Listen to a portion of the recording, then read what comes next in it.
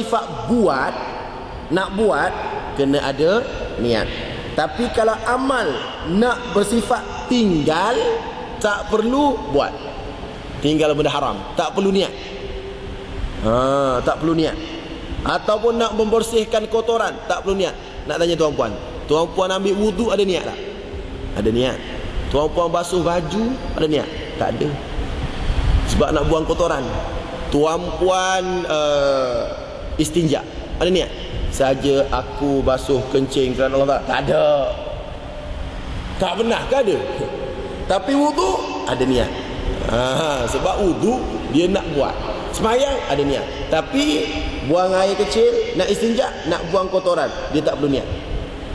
Jadi memanglah setiap amalan memerlukan niat, iaitu amalan yang bersifat nak buat amalan tersebut. Tetapi kalau bersifat menghilangkan, meninggalkan kotoran, ataupun mengembalikan pinjaman, menyampaikan hadiah, yang ini tidak perlu kepada niat dan amalan tersebut dikira sah. Dikira sah. Walaupun tidak diniatkan. Dia ada satu lagi yang tak perlu niat. Amalan juga, dapat pahala juga. Jawab salam. Assalamualaikum. Yang ni pun jawab. Nanti tak niat. Saja aku jawab salam. Waalaikumsalam. Tak perlu dah. Maknanya bab niat ni adalah niat kepada perbuatan yang nak dilakukan. Tetapi kalau perbuatan tu bersifat tidak nak meninggalkan, yang tu tidak perlu kepada niat. Pengertian niat dan maksudnya. Niat maksudnya adalah tujuan hati dan iradah dan kehendak hati.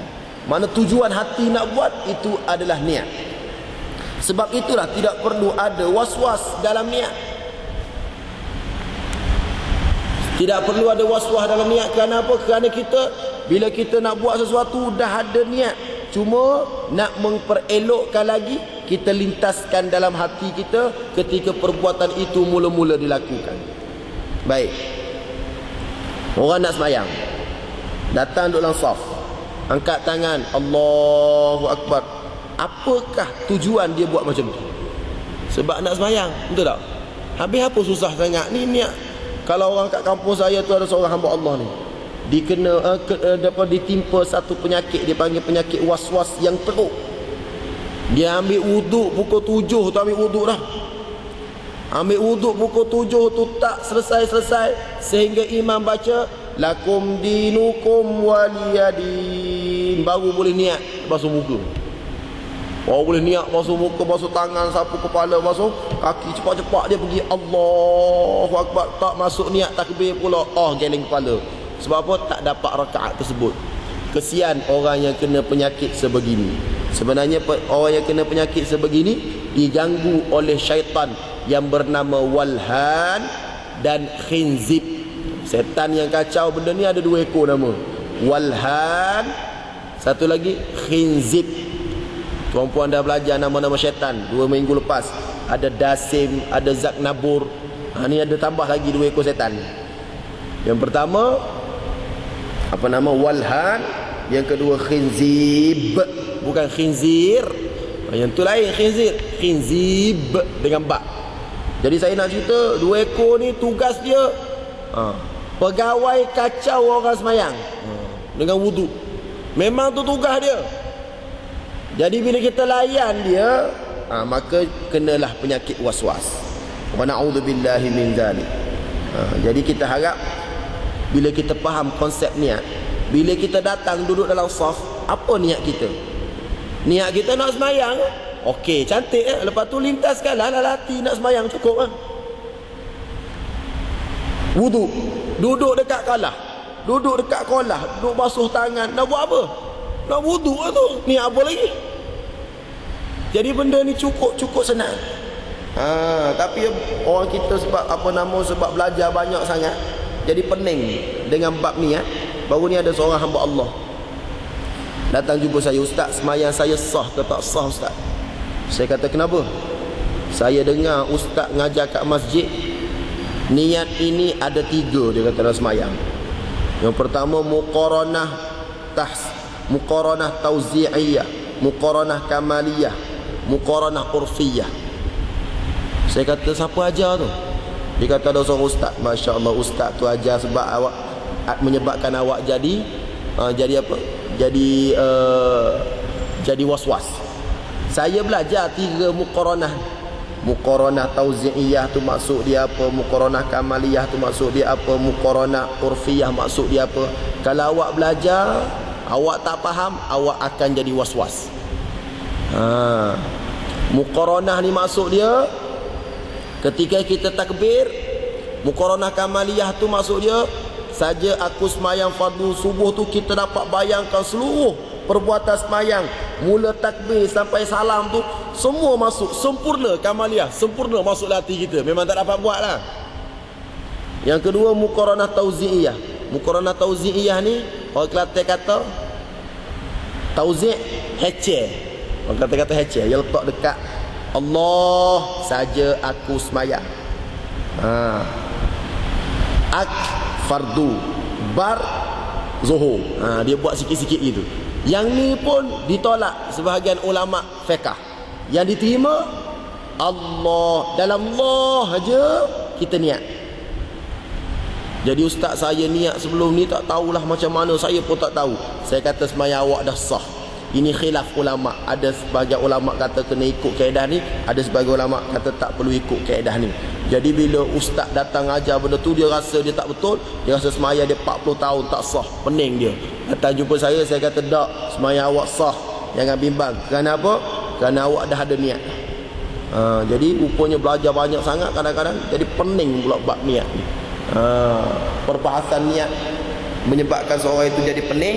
Jadi sebab tu saya tak panjang sangat bab niat ni. Tuan-puan fikir dah ada dalam hati tuan-puan saja aku semayang fardu zuhur, selesai, dah sah. Baik. Dan dia kata ulama fiqh mengertikan niat sebagai qasad mengerjakan satu amalan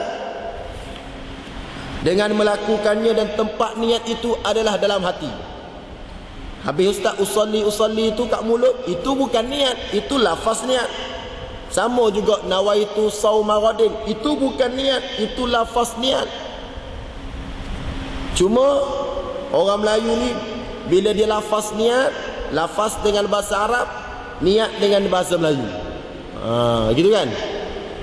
Kita biasanya lafaz dengan nawaitu sauma ghadin, itu Arab, tapi hati kita Melayu. Saja aku puasa besok hari kerana Allah Subhanahu wa taala. Menurut istilah syarak, niat ialah tergerak hati ke arah satu pekerjaan untuk mencari keredaan Allah dan menyatakan perasaan tunduk dan patuh kepada perintahnya. Inilah yang dikatakan ikhlas atau kejujuran dalam melaksanakan suatu amal. Maksud niat mengikut pandangan ulama ialah untuk menyatakan perbezaan antara ibadat dengan pekerjaan adat atau jenisnya. Okey, baik.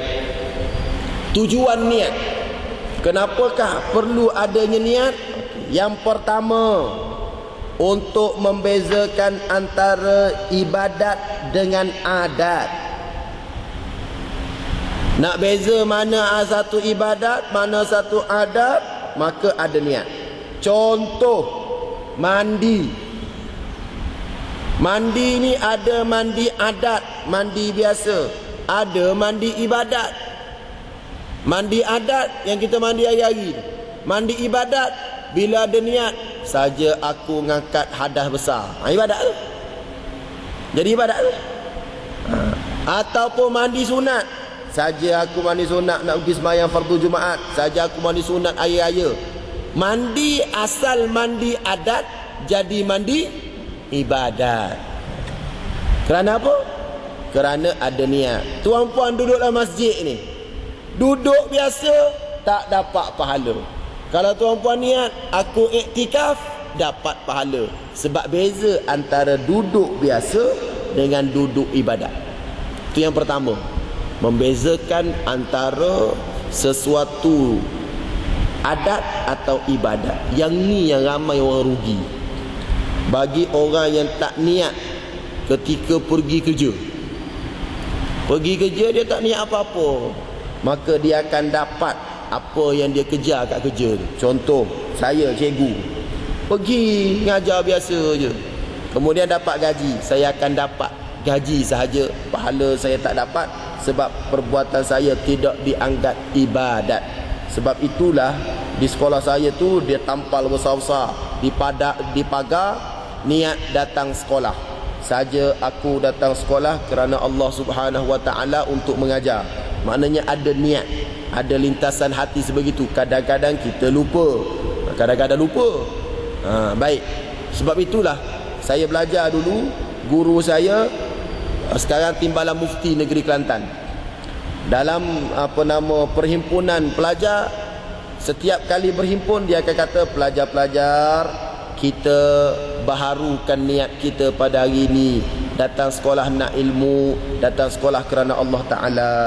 Lepas tu pelajar diam semua, niat semua, aku datang sekolah ni kerana Allah Subhanahu Wa Ta'ala, kerana nak ilmu. Okey, baik. Lepas tu barulah dia bagi peringatan. Saya nak bagi tahu, ramai orang yang datang pergi kerja sebagai rutin harian adat dia. Kalau kerja itu jadi sebagai satu rutin sahaja, maka dia jadi adat, macam mandi. Tapi kalau kerja itu disertakan dengan niat yang betul, dia akan jadi ibadat. Maka amal tersebut akan dapat pahala dengan 3 syarat. Yang pertama, ada niat yang ikhlas. Yang kedua, kerja itu halal. Itu syarat nak dapat kerja dapat pahala. Kerjalah, kerja kat kilang ke, kerja kat mana ke, dia akan dapat pahala dengan syarat. Dia ada 3 syarat ni. Yang pertama, ada niat yang ikhlas, cari rezeki, nak besarkan anak lillahi ta'ala. Yang kedua, kerja tu halal. Okey, kerja kat mana? Kerja kat kilang. Kilang apa? Kilang plastik, halal.